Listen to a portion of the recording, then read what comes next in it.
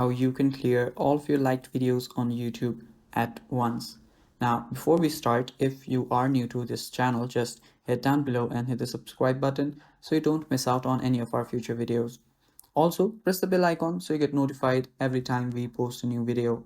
So, let's get started now. First, open up your YouTube and make sure that you're logged in. Now, just go to your profile on the bottom right, and after you're there, you will see the Google account option right here, and tap on Google account. And after you're on Google account, go to data and privacy, and after it loads up, you can just scroll down till you find this option, that is history settings.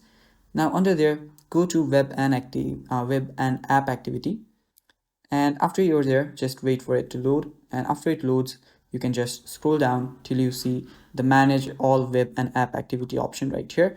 Now open it up and it will redirect you to this page right here.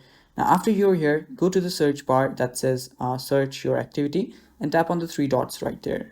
Now after you're there, tap on other activity, and when you're there, you need to scroll down till you find the likes and dislikes option.